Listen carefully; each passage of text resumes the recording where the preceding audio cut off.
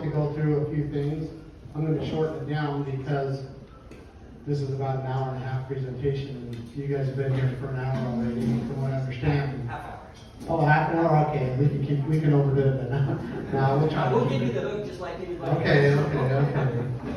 No favors, huh? Right. All right. I'm going to run this little video here. How's the sound on this? Is it working good? Well, there you go. You got the magic touch tonight. Idaho, to me, represents the best of what America was. Idaho was a conservative state with traditional family values, full of people of faith who carried guns, loved the Constitution, helped each other, and built businesses by the sweat of their own brow. Idaho is sliding down the path and ceasing to be the Idaho that we love. I don't want that to happen. And so I'm announcing now that I will be running as governor for the great state of Idaho. As governor, I will be implementing a plan and a platform to keep Idaho, Idaho. The Keep Idaho, Idaho plan will improve life, bring prosperity, empower and protect families, and secure the opportunity for happiness to every person living within the beautiful state of Idaho. I know how to win. My record and history demonstrates that I am willing to fight to the very end. Now it's your choice. May God bless the people of Idaho. May we live up to these blessings.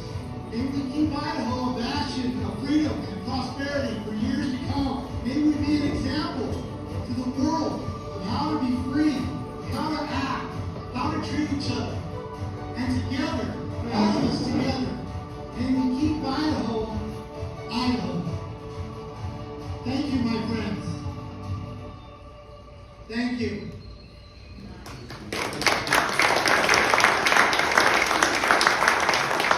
Hopefully you share some of those views, share what Idaho really is, and we'll talk a little bit about that. Before that, I want to talk about what is freedom, because we sing about it, we feel it in our hearts, we know it's important. We believe that freedom is something that's worth fighting for. Otherwise, all the lives that have been lost fighting for freedom, as we say, are in vain, right? But what is freedom? So I want you to take a shot at it. What is freedom? And the reason I ask this is because I kind of got thrown into this fight. I wasn't expecting it. I wasn't wanting it. My life was really good. And then, basically what happened to my family in 2014, I was forced into kind of trying to understand what it was that was going on. And I had to ask myself what was freedom, and to be honest with you, I didn't really know.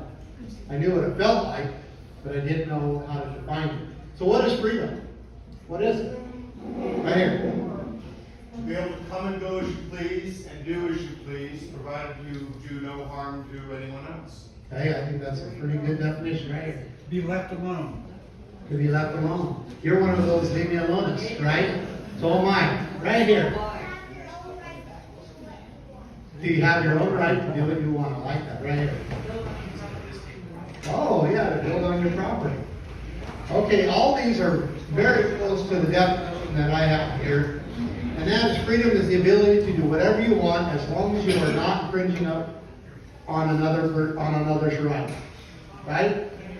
That's what it is. As long as you're not infringing upon somebody else's rights. So let's apply this, right? So freedom of speech. As long as I'm not infringing upon somebody's rights, I should be able to say whatever I want to say, right? Freedom of religion. As long as I'm not infringing upon someone's life, liberty, or property, or another right, I should be able to worship however I want, whenever I want, wherever I want. Correct? Yep. I can worship a yellow dog if I want to. What about private property? What is freedom to own and control property? To be able to do whatever you want on your property as long as you're not infringing upon somebody else's right. Correct? I mean, it's very simple. Are we losing that right? Yes. Absolutely. We are losing the right or our freedoms to private property. It's one of the main attacks. And in fact, Karl Marx said that you can sum up communism into one sentence: the abolition of private property. So let's remember that, right? What are they going to attack? Among other things, they're going to attack our private property and attack freedom of the press, right? That was for the people. It wasn't for the government. It wasn't for the government to regulate. In fact, the First Amendment makes it unlawful for the government to regulate the freedom of press. The reason why I was arrested at the Capitol in August of 2020. What about freedom to travel? To be able to go wherever you want. To travel wherever you want, however you want, as long as you're not infringing upon somebody's rights. Right? Freedom of labor. Be able to do whatever you want to do. In communist countries, in ultra-socialist countries, they tell you what you have to do. They assign you your work, right? We don't believe in that because we believe we have the right to do whatever we want as long as we do not infringe upon another person's right. Freedom of family, I say that because to be able to have as many children as you want, or to not have children, to be able to marry who you want, or not get married, to be able to decide what kind of relationships you want to be in. These are things that have been lost in many other countries at many times in history. Things that, and then freedom to live.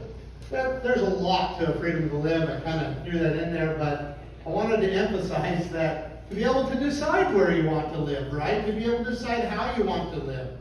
To be able to decide if you want to eat when you want to eat. If you want to get fat, or if you don't want to get fat. If you want to work out, or you don't want to work out. Whatever it might be, right? I've lost that freedom on the campaign trail, I'll tell you that. All right, so that is the freedom. That is freedom. That is the definition of freedom.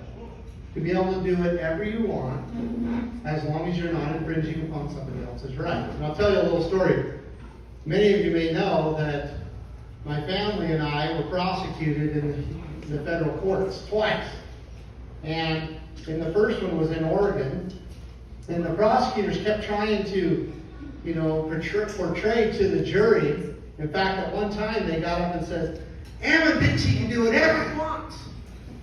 And of course, I'm waiting for my turn to take the stand. And I did take the stand for 3.5 days. And while I was on the stand, witness stand, my attorneys asked me, Ammon, do you believe you can do whatever you want? And I said, yes, as long as I'm not infringing upon somebody else's rights.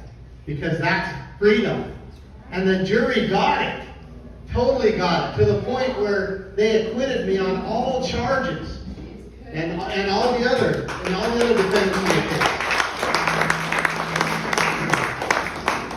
So, I guess that's a success story. Now I want to also, while I'm here, because I'm here for one reason. I'm here to gain your confidence so that you'll vote for me. I'm here to gain your confidence so that you'll talk to your friends. So that you'll not be afraid, because I am the scary man, right? I'm a scary man. And so I'm here to gain your confidence enough that you'll open your wallet and fund my campaign. And don't forget my friend here, his as well, because it's expensive. It takes a tremendous amount of work. I've held over 95 of these events right now, just like here, since I announced. Almost every night I'm doing a meet and greet or a town hall or what we call a convocation. And so, some of you may know as I claim those hours as my as part of my sentencing requirement for my trespass bill, right? And I don't know what the court's going to say about that, but I at least got a good laugh out of it. So far it's stuck, and I can't imagine them saying that that's not public service, right? I'm out here doing all I can to share a message about what's happening in Idaho and how important it is that we act now so that we don't find ourselves being acted upon later. And that's what I'm doing, and I consider this a public service. I am not doing it for my own benefit. I'm not doing it for my own welfare. I'm doing it because I love Idaho, but I love people, and I want my children to have a future. And I want your children to have a future. And I see that what's happening in Idaho now is what Oregon and California and Nevada and New Mexico and Colorado and all those other states did to cause them to turn to basically this theology of liberalism. And it is destroying their states and their people. Washington, how could I forget Washington? Right? But, so I'm here for one reason, to gain your confidence. And I want to tell you just a little bit of background about myself. Because you need to know who I am, you need to know what makes me tick. I grew up on the Bundy Ranch in the southern Nevada. It's a rough, dry, arid place. These are my parents, Cleveland and Carol Bundy. I'm grateful for the opportunity to be raised by such good people and honorable people. And it's not always easy to be raised by a man who will not compromise. But it is something that is very beneficial when he's fighting for your liberties. And when he's willing to stand and say, I will do whatever it takes. Because this ranch is mine. I inherited it from my father. He inherited it from his, and so on and so forth. For 150 years now, since 1877. And my dad is not willing to give up his ranch. Here's some picture. I don't know if we want to turn off some lights or not. Do we have any lights here? Maybe we can dim them. If not, it's not the end of the world. Just probably see a little better. It's a beautiful, dry, arid place. And it has some great beauty in it. But it is dry. Here's a picture of a steer on the hill. And basically this is where they live. And they'll eat, they don't eat much of the greasewood or chaparral, but they'll eat all the shrub. These trees get pears on them every year. They're called Joshua pears. And they'll eat that. And see the little grass underneath here? They'll get fat on that. But it takes about 100 acres of this land to produce enough feed for one cow. And so it takes a lot of area. And the real problem is that there's not hardly any water. But my family, when they first came into this area, they found springs on the mountains. And they began to dig and capture these artesian springs. And most of them just have a trickle, about the size of a pencil is what you get. But they capture that water, and it's enough water because it's very consistent. In fact, one of the waters we have, we call rabbit. I don't know where it got its name, but it's called rabbit. There's lots of rabbits in the area. And it trickles water about the size of a pencil. And I've asked my dad, I go, Dad, have you ever seen that run more water or less? He says he's 75 years old. He's lived on that ranch his entire life. And he said he has never seen it run more or less. It's just completely consistent. And it's kind of like that land. And so we have piped these waters all over a 30-mile span. And we have been able to, use that trickle of water to water cattle out in the desert so they can benefit from this. And my dad spent a lot of time fixing those water pipes. In fact, when I went there just last week, that's what we did for a couple of days. Just go up in the hills and the mountains, and we fix water pipe. He has these big old air tanks that he'll blow them out because they'll get, I don't know if we're going to keep cutting out here, but because they'll get full of cleach and so forth, lime, and so he'll blow them out, and that's what he does. Here's a picture, we go here, here's a picture of a big bull.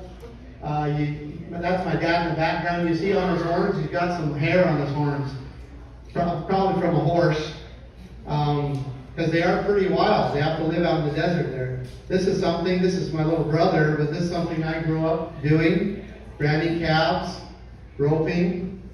This is my little sister getting off the bus. She's met with a calf. That calf right there, my dad saved, kept the calf hit on the road. And was full pregnant, and my dad did a C-section and saved the calf, and the mother died, so we had to bottle feed it. And you can see these 4 dogs here. So this is the way I grew up. When I was about, 15 or so, my dad says the ranch isn't big enough for the both of us. And he didn't necessarily mean that, we're always fighting, so you gotta leave. That's not what he meant. He meant basically that this ranch is not going to provide enough living for more than a family or two. And you're going to have to go make a living somewhere else. And that was kind of sad to me. It's been a reality of my my brothers and me our entire life because we've always wanted to go back. And we've always wanted to live this life. We've always wanted to raise our children in this life. But the reality is, the ranch only provided enough living for about 2 people, and that was pretty slim even at that. And so I left the home. First thing I did, I served a mission in Minnesota for the Church of Jesus Christ of Latter-day Saints. And I taught the gospel of Jesus Christ to them the best I could. I felt it was a great part of my life because I was able to just spend focusing on teaching about Jesus Christ and talking to everybody. It kind of broke me out of my shell. I mean, they say that high school is supposed to teach you how to read and write, but to be honest with you, where I learned to read and write was on my mission. So I'm grateful for that time. I then went to school at Southern Utah University, and I went to business management was my degree. But I started a business as well at the same time. And my business ended up taking off, so I decided, well, I won't finish business management because I'm already learning how to manage my own business. And I couldn't do both. But I sat there in Cedar City, Utah, wondering why I was there because my business was more for larger fleets. So I was going to Salt Lake and going down to doing a lot of traveling. But still wondered why I was there until I was there for 6 years, and I finally found out why I was there, and that was to meet my wife, Lisa. And I married her, and then we were only there for 4 months after that. We moved to Arizona.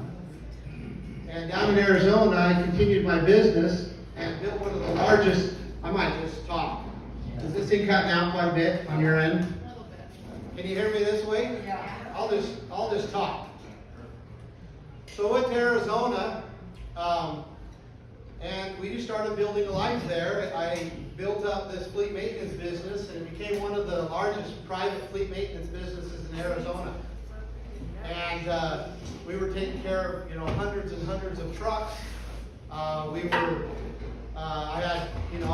hired hundreds of people. I was dealing with millions of dollars of budgets each year, and built up a very good service for the people of that area, for the fleets of that area. And I also built a system in the fleet maintenance industry that was so successful and was making us so successful that I felt like I wanted to duplicate it. But the problem is I had a really hard time finding a software or something that would help me to where I could duplicate it. And at the time when I was, building this business, and I had all these employees, and I was dealing with, hundreds of these were commercial trucks that we were managing and maintaining, and I was dealing with multiple softwares. I had a financial software.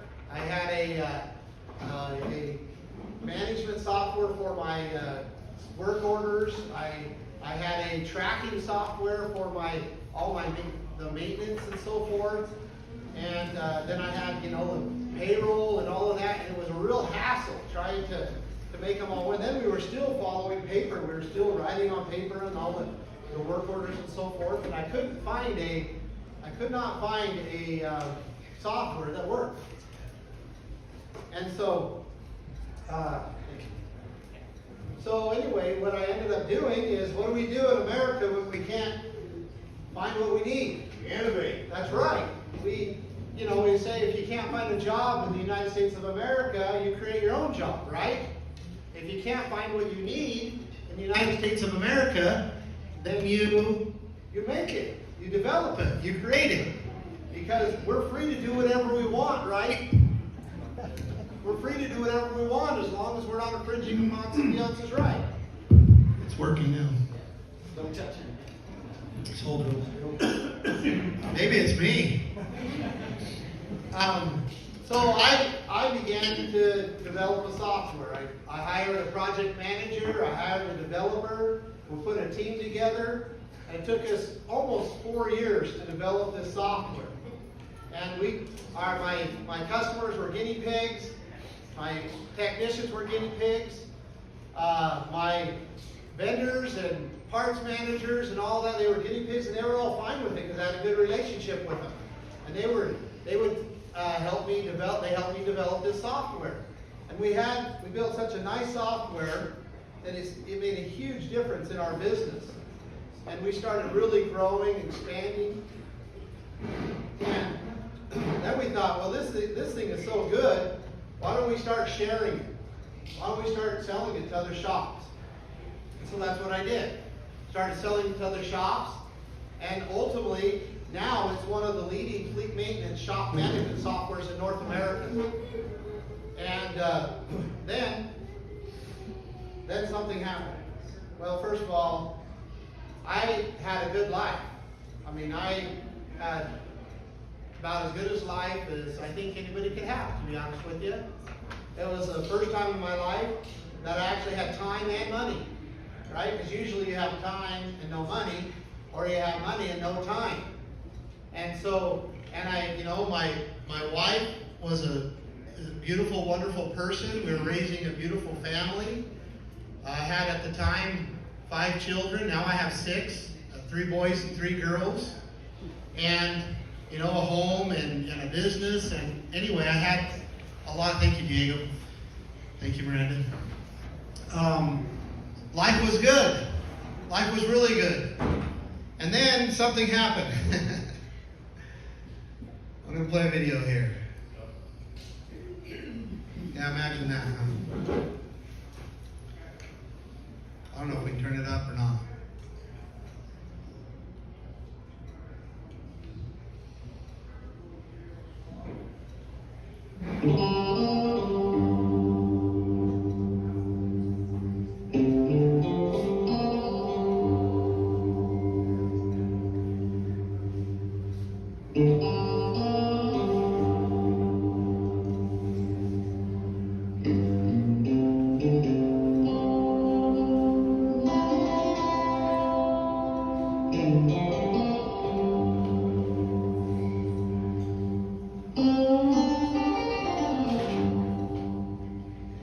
Okay, ladies and gentlemen, my next guest is probably one of the most important guests I've ever had. I hope I pronounce his first name right. It's Cleveland Bundy. He's the last rancher standing from Clark County, Nevada, in the fight to stop the feds. He's 67 years old and has a wife named Carol who was standing by her man in this fight against tyranny.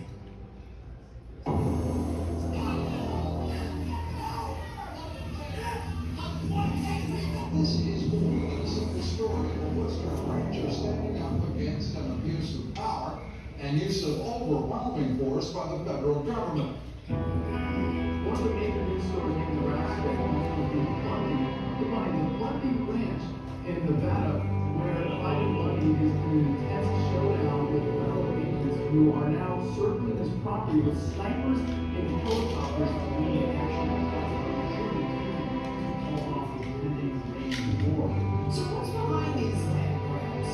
Are they really protected animals like tortoises and owls? It's designed to shut down range for people like the Bundys and Bump. And so when I pay my raising fees, if I already raising fees, I will surely pay it to the right landlord, and that will be Clark County, Nevada.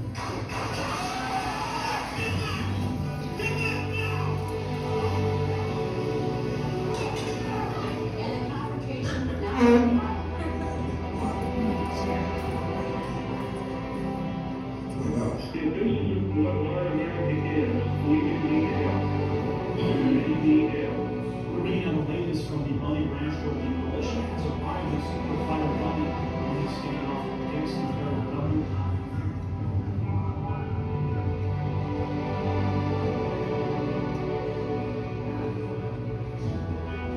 And so I ask the question, is the United States government trespassing on your land? So these people who hold themselves out to be patriots are not nothing more than domestic terrorists. This is about This is about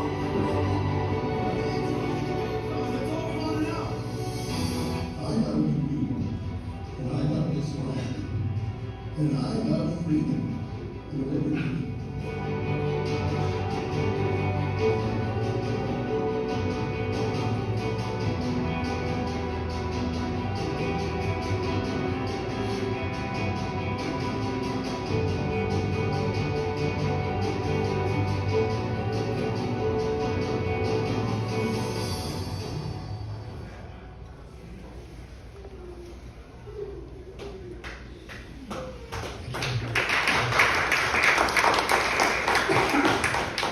I don't have time to go into, too many details, but ultimately, my father needed my help, and he needed my brother's help, he needed my sister's help, he needed the people of America's help, and we came,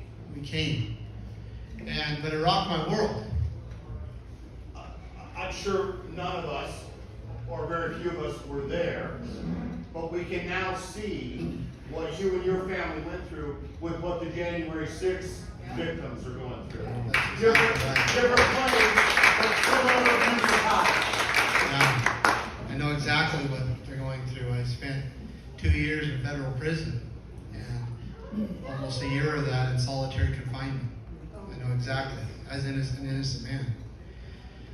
Now, when this happened at the Bundy Ranch, it really, like I said, it rocked our world. We just did not understand and know how powerful and how corrupt our government was. We had no idea. I had no idea. Some of the things that happened there, I want to show you a few things. This is my brother here. I'm going to move forward a little bit. They're beating him. They beat him to the ground. There's snipers on the hills. This is a federal agent here. Comes up behind my Aunt Margaret. Body slams her to the ground.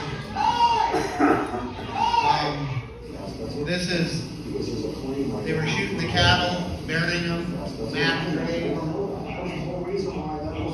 They're lying about it. You hear the shots.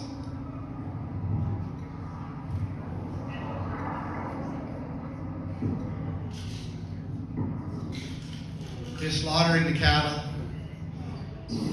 They were destroying our water infrastructure that we had put in place. Some of that water infrastructure over 100 years old. They were leaving the baby calves out in the desert to die. We believe they killed about 60 head of cattle. And we were able to gather about 27 head of baby calves and bring them in and bottle feed them because we had no idea where their mothers are. Probably killed them. So what happened was the American people saw this. They saw what was happening. And in fact, let's throw this up here. We started to film and to record what was happening and send it out. And people began to see it all over. And they began to see the evidence of the snipers on the hills around our family home. They began to see them shooting cattle. They began to see them beating us to the ground just for peacefully standing there or trying to film them while they were abusing and destroying our ranch. And people eventually came from all over the country. And I'm talking all over. From Alaska, from Hawaii, from all out east, and as far as we could tell, there was representation from almost every state. And I want to show you, this is ultimately kind of the ultimate standoff when we basically said enough was enough. And it was the people that said it. It wasn't even my family. They said enough is enough. You will not do this to this family. And just kind of watch what happens here.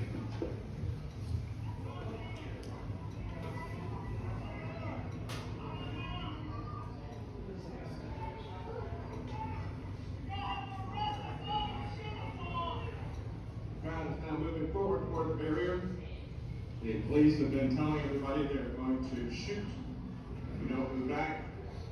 People are moving forward with their hands in the air, holding flags with both hands in the air, to make sure people on foot, you can see, people on foot and cowboys.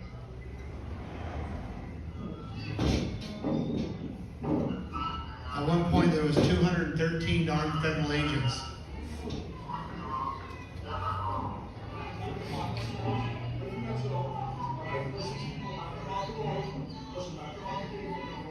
This is the head guy in charge, Dan Love, special agent in charge.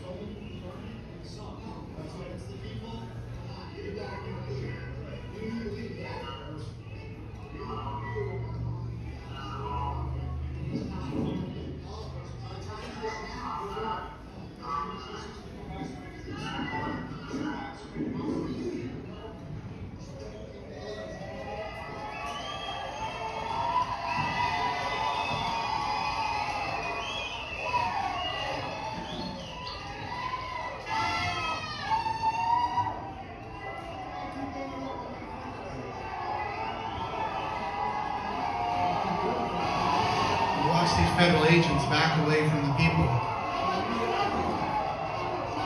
They absolutely knew they were wrong.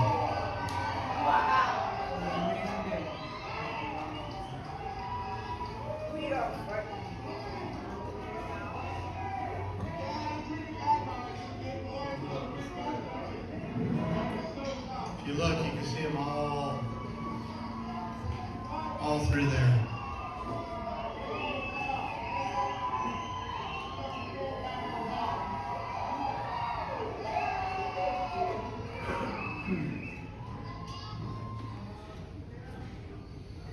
And the cowboys went up in there and they got the cattle that were in there, captured in their corrals, and brought them back to the range. They're pretty sore-footed and they've been abused, but the ones that were alive were able to get back on the range. And all those little calves.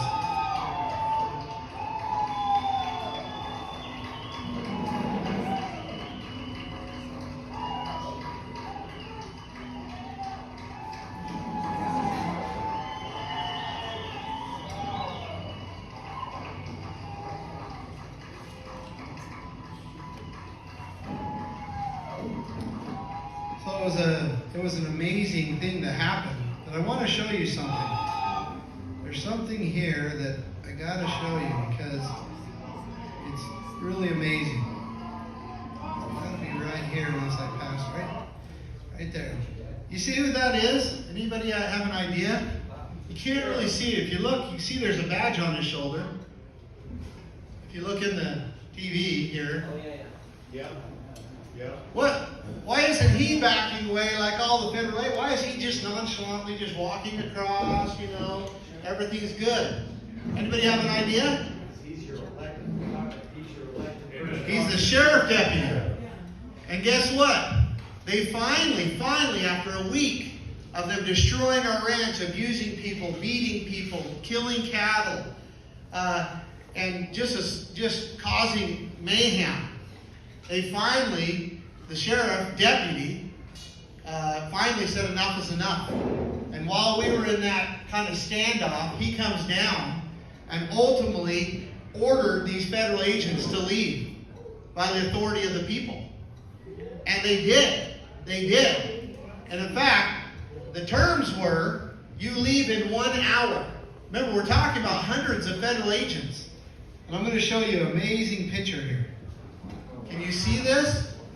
This is only about a third of the way through the convoy of federal agents. Some federal agent took a picture. This was in our discovery.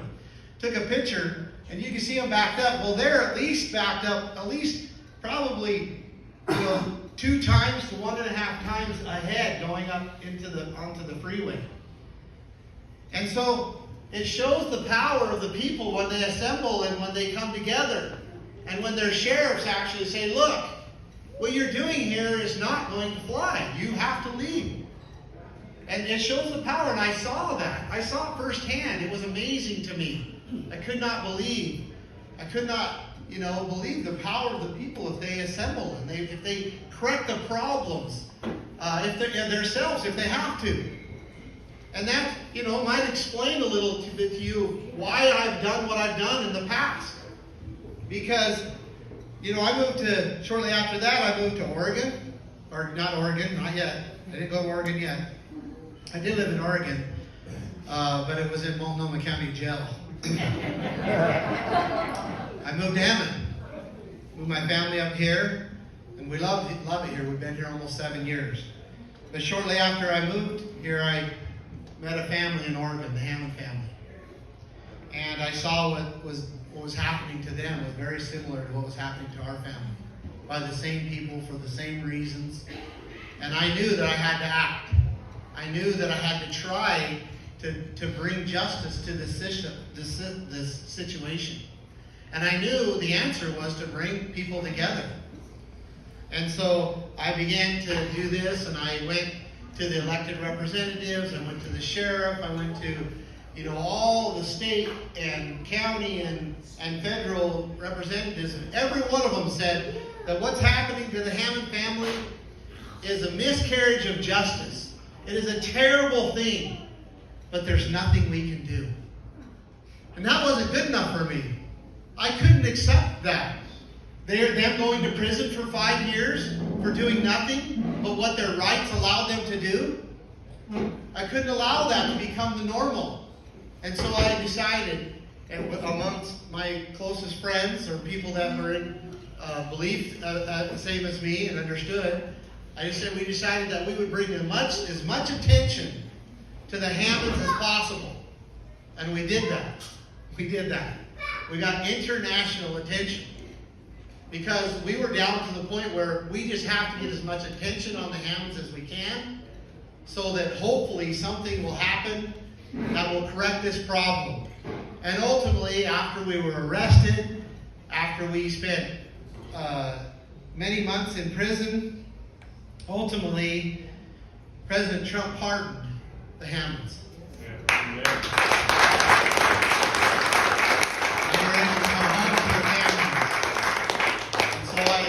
I give a thank you to President Trump for doing that. That's one of the things that I can know for sure that he did that was just and true. He brought that family back together. Now, again, I tell you all these things because I want you to have confidence in me. And it's 6:38, so I got about 20 minutes to get through this second part of this really important message. Because I want to talk about Idaho, our beloved state. Because Idaho is in a battle for its conservative soul. And we need to realize that. And a huge part of why we're in such a battle for our conservative soul is this man right here. Now, how many of you know that, let me get this picture up there again. How many of you know that Idaho was the first state to arrest people for attending church? 2020. Now, I need to do the research, but we may be the first state to arrest somebody since the Bill of Rights were written. Think about that, Idaho was the first state to arrest a mother for taking her children to the park. We think we're protected. We think everything's okay. Right? And here we are, the first state to arrest somebody for going to church. To take their mother taking their kids to the park. We were one of the first states to raid a business for not shutting down under the governor's order. One of the first states. Now I think there might have been another state. So I ask you a question, why were the police acting like this in Idaho? I have a love-hate relationship with the police. I'm pretty open with that. I love and honor them. when they protect our rights and do what they're supposed to do. I desire to honor them. I want to honor them. But I despise them. And it is disgusting to me when they say I'm following orders.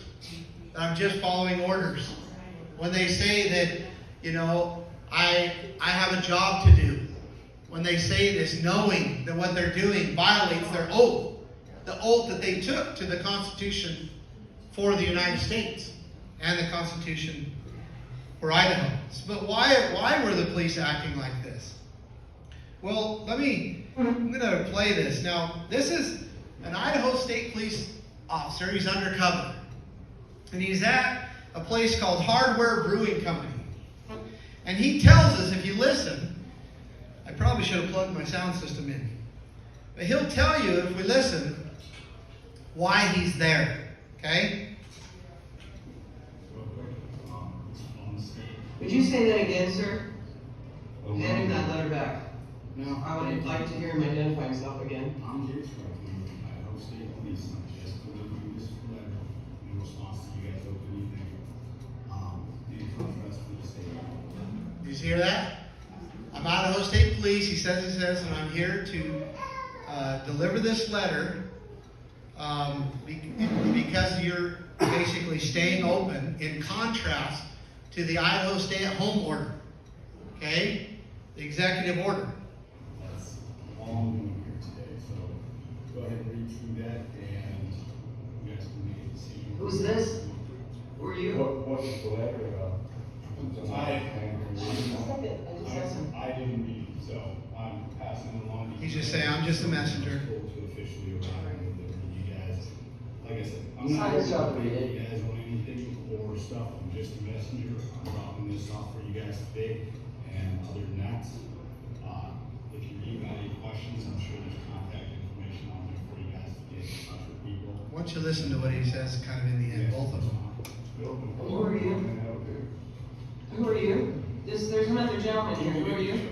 I'm Detective Blake with State Police. I've actually met you several times, both of you. Because he's undercover in their facility. I'm trying to keep your businesses afloat, so. We're just speaking up for your So he knows, he goes, you're just trying to keep your business afloat. We know that. liberty and everyone's liberty. Well, you're actually talking to two veterans as well, so we understand. Two veterans. They've taken the old twice. That's what I'm asking is, treat us fairly, like Detective Schrecker just said. He's the messenger. He's bringing you something because these are orders that are bound by law. Okay, so he says they're orders. They're bound by law, right? Okay, well, we know what that means. Now, the interesting thing is a few days later, they came in and raided this business. They shut them down, took all their computers, pulled their licenses, and basically told the owners that if they continue to stay open, that they'll be, well, actually, no, I take that back. They began to prosecute them as well. So again, why are they acting this way? Right? That man told us. Because of the governor's order. Governor's order. Because of this man. That's why they're acting this way. Now, I'm going to go down through in this next 18 minutes or so to try to lay something out. Because I need you to know why Governor Little issued the executive orders, the stay-at-home orders. I need you to know why. Not just think, not just be emotional. I need you to understand why. And then you can know who you're dealing with. And you can understand why it is so important that we remove this man and all those who are basically his crony associates. Okay? Because who remembers when he issued the stay-at-home order? Anybody remember that? Well, first he issued the emergency order on March 13th, okay, 2020. Now, interesting enough, March 13th was the same day that President Trump held a press conference announcing that he was going to release $50 billion of federal funds to states that were in emergency status. Well, in order to qualify for that $50 billion, we had to be in emergency status, right? Well, interesting enough, we end up in emergency status that same day. Well, on the governor's own website, he says, March 13, 2020, the first corona case. We only had one corona case. Seem like a reason for emergency, emergency status? No, he didn't do it for help. He didn't do it for Idahoans. He did it so he can get and qualify for federal funding. Now, let's go on. Who remembers when he put us in extreme state of emergency and issued the stay-at-home order? Anybody remember that day? March 25th. Well, guess what happened on March 25th? March 25th, President Trump and the Speaker of the House, Nancy Pelosi, announced a $2 trillion federal stimulus deal for the states that are in extreme emergency status. Well, guess what? On March 25th, he put us in extreme emergency status. Why? So that he could qualify for federal funding. We had 136 unconfirmed cases. 136. We're a state of 1.8 million people, right? I wish $1.8 million. That would be great. So anyway, in his order, these are his orders. I'm going to go down through. In one of his orders, he says, and securing millions of dollars in funds. Whereas March 13th, he states the authority, I issued a proclamation during a state of emergency in the state of Idaho. Whereas President Trump issued a proclamation on March 13th, and then he says, I use that authority. Then he goes down, he says, whereas each of those proclamations remain in effect today, and then he says, remember this section 46601. Okay, I'm going to go into that. Then he says here, he thanks President Trump for $1.25 billion that he's received already. And this was early stages of 2020, right? The coronavirus situation has not only affected our daily lives and personal finances, but the state's finances as well. He's telling us why he's doing this, okay? Now look at here. This is his order 2020-07. And he goes, I'm going to go down through it, talk about coronavirus funding. He says, I issued a proclamation on March 13th. Yeah, we know that, right? During a state of emergency. Then he says, whereas I issued a proclamation on March 25th, declaring a state of emergency in the state of Idaho. That was declared earlier. Then he says, whereas Congress has passed and President Trump has signed 3 legislative packages that provide state funding in response to COVID-19. Whereas I anticipate additional congressional actions on federal relief packages to states regarding COVID-19. Right? He's telling us what he's doing. This is that same order. Now, therefore, I issued 2 executive orders, emergency, extreme emergency, because of all this funding. Now, therefore, I, Brad Little, Governor of the state of Idaho, do hereby order the creation of a COVID-19 Financial Advisory Committee, comprising of members appointed by and serving at the pleasure of the governor. So, we're going to get all these funds from the federal government. I'm going to get my good old boys, my friends, create a committee, and they're going to serve me at my pleasure. And then, right here, for the coronavirus relief funds and other funds to be administered by the office of the governor. So, we are going to spend those funds. We're going to decide how they're spent.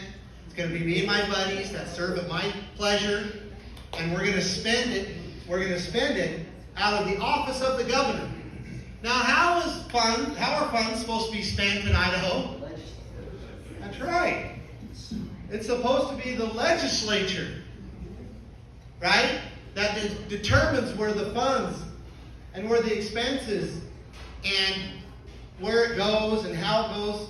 So he literally has created a way where he can get all of these funds, come to the office of the governor, and that him and his buddies that serve at his pleasure get to decide.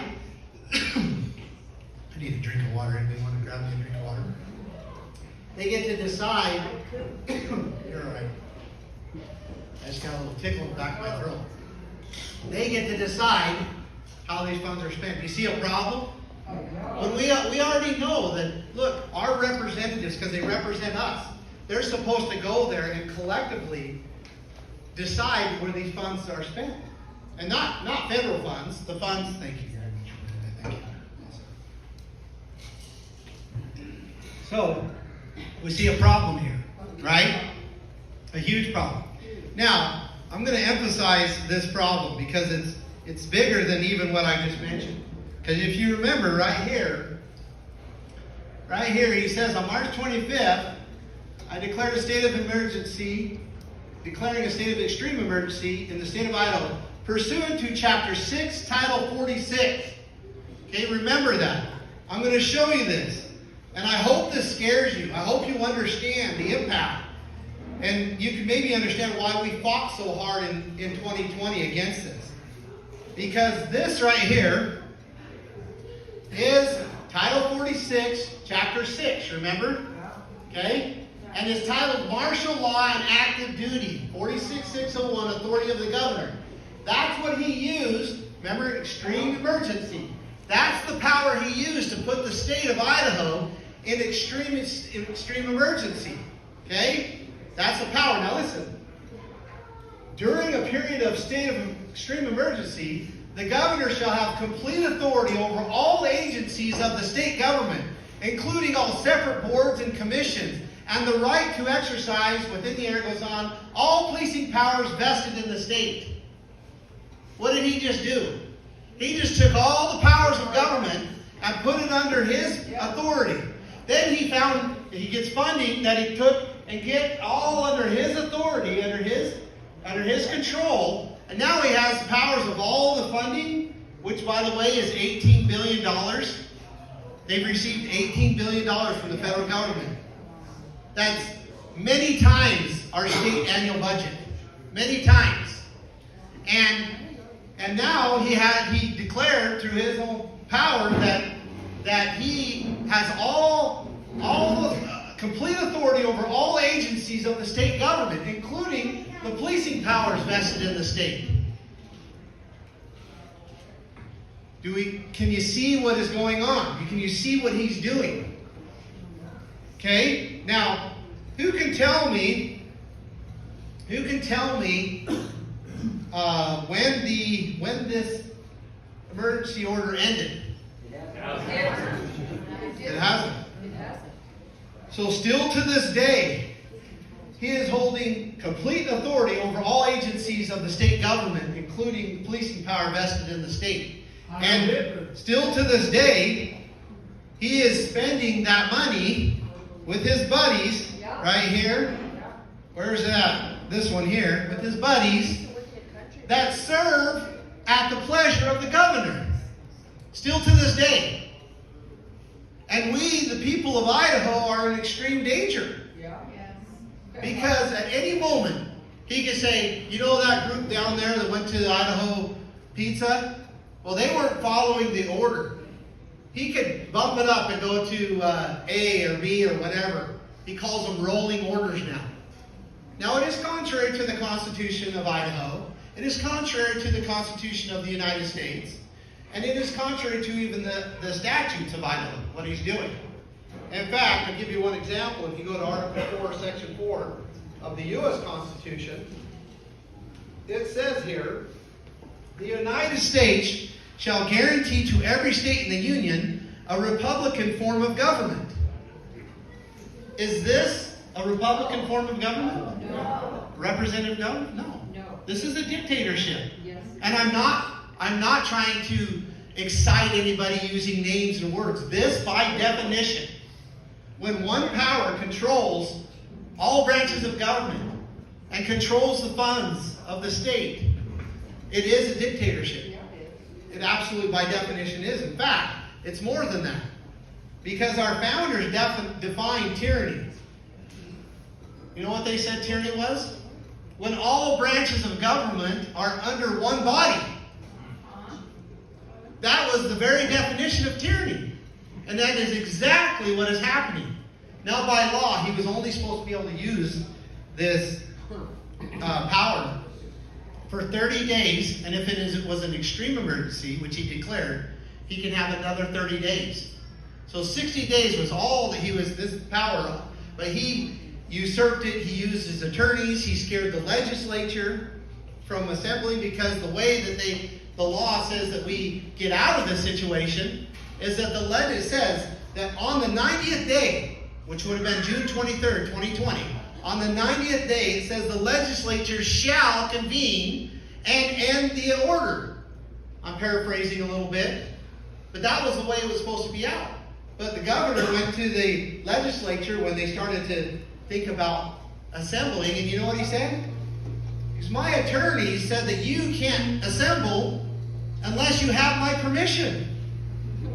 And the legislature says, oh, that must be true. It came from your attorney. And so they decided not to assemble. I mean, think about that. You got the executive branch who's taken dictator authority, usurped it, and the legislature who's supposed to check and balance that, and then the executive says that the legislature can't assemble without and end the order without the executive's permission. Makes a lot of sense, right? Not at all. But that's the situation that we still find ourselves in. This is just showing that Idaho is the emergency order is still active. Okay? So my message today is not just one of there's many things that we need to do to make sure that we don't become another Oregon or Washington, because we are headed down that path. We have a third of our budget is being spent right now on health and welfare in Idaho. The other third is on education, which now we're teaching critical race theory and all these other things going on, right, in our education system. It's just being wasted. One of the largest lobbyists and bureaucratic systems is in the Department of Education. Very powerful group. I could go on, but and then our spending, the size of our government. We have more police in this state per capita than any other state in the union. The United States incarcerates more people than any other country by 3 times, and Idaho incarcerates more people than any other state in the union. And we have these problems that are going to bring us in to basically push us into a system where we are more like Oregon or Washington. But besides that, I offer you absolute proof to show you the danger that the people are in right now if we do not straighten this out. If we do not end these orders, if we do not restore the powers that the legislature has, if we do not restore the powers back to the people, if we do not do these things, then what are we going to be at the end of another 4 years of Governor Little?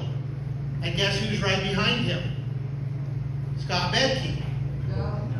That's their plan, right? He's running for lieutenant governor. He'll be lieutenant governor for 4 years. Brad Little will turn the keys over to him, and we will continue down this path of perverted republicanism and go further and further away from conservative values, from God, small government, responsible spending. That's what will happen. And so I'm here to give you a choice. It's just that simple. I'm here to give you a choice. And I want you to be confident in that choice. I want you to know at least a little bit about me, which I hope we've been able to establish here. I want you to be confident enough to go talk to your friends. I want you to be confident enough to go organize another group just like this. Everybody, go organize another group like this, and I will come and visit and present these facts to them along with others. I usually do this in about an hour and a half. I've got several other things that I can show you that are quite impactful. But before I get kicked off the stage, I've almost run out of time. And I just want to, again express to you that I believe that our liberties come from God, the creator of this earth. And He can give those to us because He created them. He created us, He created this earth, and He created it for us. He created it for us, and He wants us to take care of it. He wants us to take care of ourselves. He wants us to learn how to live good together with each other. But He also, for whatever reason, we live in a circumstance where there is those that always want to infringe and always want to take rights. And I believe that's part of our lesson here. That we have to learn to come together as people that want to be just left alone. Right? As people that want to be just good neighbors. We have to come together. And that there's always been in this world where they had to leave the fields to defend themselves. That's always been a reality. For whatever reason. And now is one of those times. Now is a time where we have to leave the field a little bit. And we have to come together to defend ourselves. And if this system of electing individuals and using the collective power to defend ourselves, if it's worth preserving, now is a time in which it must be used. The state's resources, the Idaho state's resources, needs to be used to protect liberty, to protect freedom, which is what? The right to do whatever you want as long as you do not infringe upon somebody else's right. And that is what I believe. And I'm grateful for your time today. And thank you.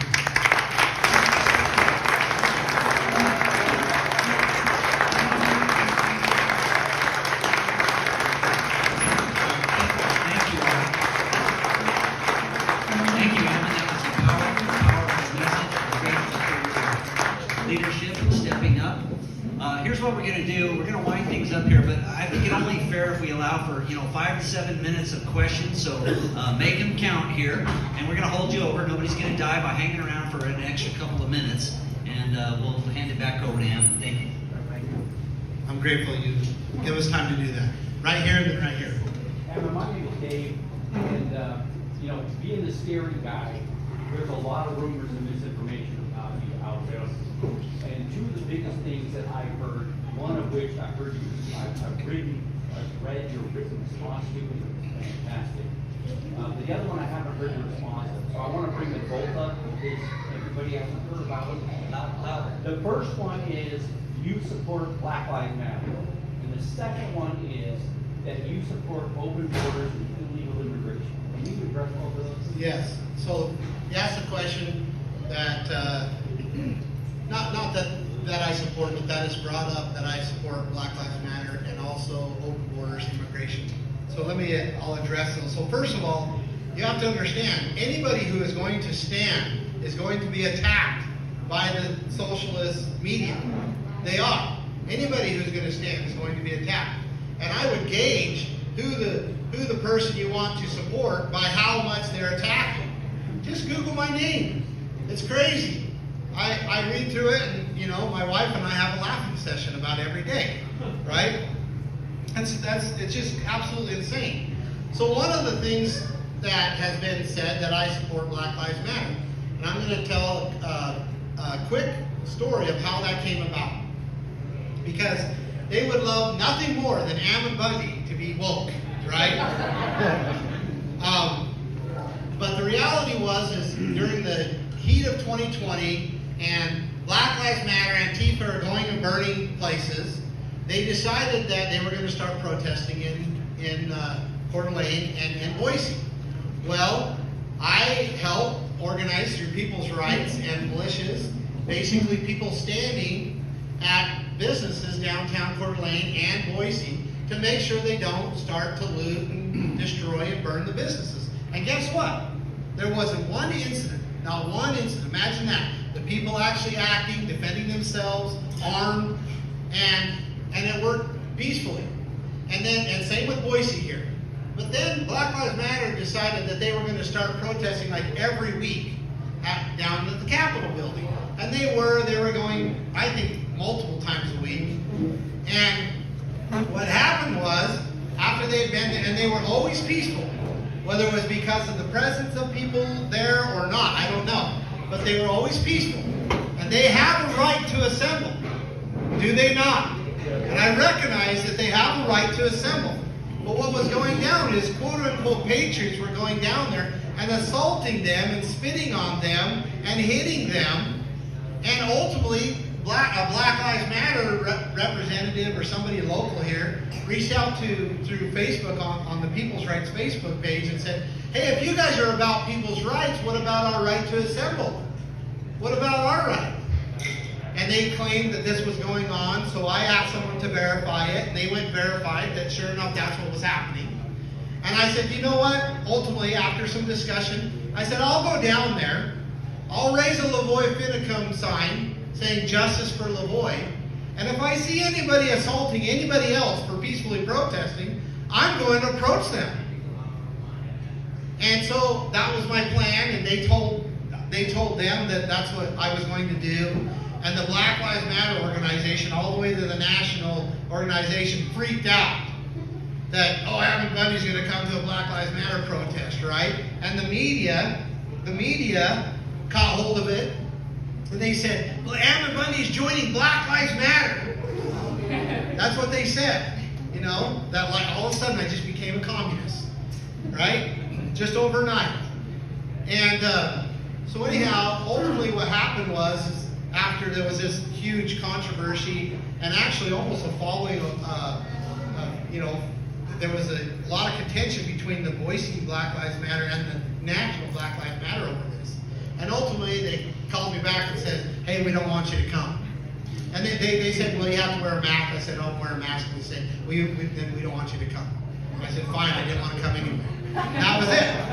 But now everybody knows that I joined Black Lives Matter because of the social media want you, the conservative base, to not be united. They don't want you to support me, right? Now, the second is about immigration. So, President Trump made a statement, and he made a statement that, it was a couple of years ago, and basically said that everybody coming to the southern border is criminals. And I challenge that. I don't believe that. I don't believe that at all. You know, I'm sure there's a bunch of them coming here but I didn't believe all of them. So I voiced that and caused, controversy a little bit. But ultimately, this is my belief when it comes to immigration. And I had, because of this scrutiny that came upon me, I had to really think about this, and I'm grateful for the opportunity to be able to think and understand. Because ultimately, there's three types of people that want to immigrate to another country. It doesn't matter where, but a lot of them want to come here. And we're seeing people immigrate from other states to Idaho. So we could just talk about Idaho, we can talk about the United States. But there's three types of people. There's those that want to come here because they want a handout. They want a benefit.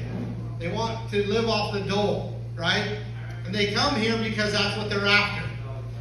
The second are those that come here for criminal opportunity. They see an opportunity to be able to somehow prosper through crime. To give you an example of that, Oregon right now, in Portland, if someone comes in and steals in your store in Portland or in their stores, and if it's under $900, they can't even call the police. So what are they doing there? They're just encouraging every criminal in the country to come to Portland, Oregon to thrive off of crime. Okay, so that's the second reason. The third reason, or the third type of person, first type of people, second type of people, third type of people are those who want to come and work. They want to be free. They're seeking freedom. They want to prosper. They want to be good neighbors. They just want peace. They want opportunity. But not opportunity through benefits. They want opportunity through freedom to work and to trade, to do whatever they want to do as long as they're not infringing upon their neighbors. That's what they're after. And we here in Idaho, and we should in the United States, want that third type of people in our country. In fact, my forefathers on every side of my family were those type of people. The United States, the colonies, and this land was established by those type of people, fleeing from Europe primarily for freedom, for opportunity, to be free. That's what this country was built upon. So the answer to the situation, and not so much, it doesn't have anything to do with borders. or it does have to do with border, but not walls. It doesn't have much to do with walls. Because if you don't want the people, the first type of people to come to Idaho or to the United States that want welfare and handouts, what do? You don't offer it. You stop offering it. Wow, what a genius idea, right? You stop offering it. And then that's about 80% of the people that come into this country, by the way. Okay, about 80%. Then the second is those looking for criminal opportunity. Well, if you correct the justice system and you create a system that now is a system of restitution rather than incarceration, where the perpetrator has to pay back the victim his damages, and the law forces that to happen, and man, it'll go throughout the whole United States, throughout the world. Don't go to Idaho, because they'll catch you and they'll make you pay back the damages to the victim. They'll actually make you do that. So don't go there. Go to somewhere else. Go to Oregon. Same with the welfare. Don't go to Idaho. They don't give anything out. They don't give anything there. Don't go there. Go to Oregon, man. They have food stamps. You can live, $36,000 a year you can pull out of the state just to live and not do anything, right? Go to Oregon. And then what does that leave? That leaves the people who want to come here, who want to be good neighbors, who want to work, who want to have opportunity. That's who they are. And that's what Idaho needs to attract. And so what you will have is you'll have the freeway clear full going in and out. In of people that want to work, that are looking for freedom and prosperity, and out of people who are looking for criminal opportunity and for handouts. And what does that make for Idaho? Just that alone, the economic benefits would be tremendous. Then you get the government out of the way, and wow, now you can freely trade between each other. We're talking about prosperity and peace, and basically fostering, freedom, like in the early days of the United States of America. That's what we're talking about. Okay. One more question. One more question. Sorry, that was a long answer. Right here. So, with Governor Little hoarding all that money, what can the people, us people, tell our government to say, it's time for you to stop it and get rid of this rolling order for us? What can we do before the elections come up? Well, there's been a tremendous effort to try to get the legislatures to come together and end the order. They have the power. They've come together now twice already. And all they have to do is pass a joint resolution to end this emergency order. But no, guess what happened? The special legislative session, or the legislative session in 2021, the legislators got together and they actually started to go through the process of this joint resolution. And it got a little bit of momentum, and the governor got all the legislatures together and says, look, if you pass and end the order, then we won't get the rest of the federal funds. And Idaho will be at a disadvantage. That's what he says. And guess what the legislatures did? They just stopped. Right? They stopped. They sold us out. And so, I don't know what else to do. The legislature is not going to do it. They become basically worthless. They're not going to do it. It's going to take somebody, the right person, getting in there and ending these things. And actually stopping it. And it's going to be a battle. Because it can't just stop at ending the order. It's got to stop at stripping the executive branch, the bureaucracies. We have like over 500 agencies right now. And constitutionally, I think they say that constitutionally there's about 26 authorized agencies in Idaho. And so we're talking about a huge battle. And it's going to take somebody who's willing to battle. That's what I've become accustomed to. That's what I do. Like it or not. I might not have been a good candidate, 10 years ago. I might not be a good candidate in 10 years. Hopefully we have things straightened out. But right now is the time when I need to get in there and fight. And with people, good people. And with you behind, because you see the power of the people coming together. And that's what we need to do. So, again, thank you for your question. All right. Thank you.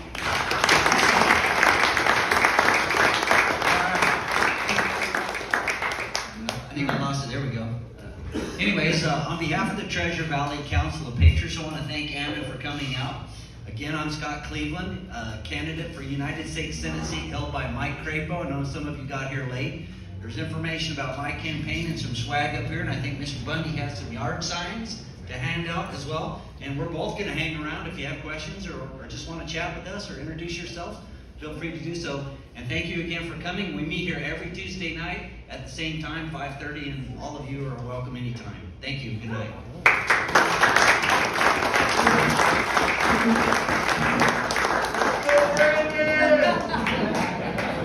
Let's go, Brandon!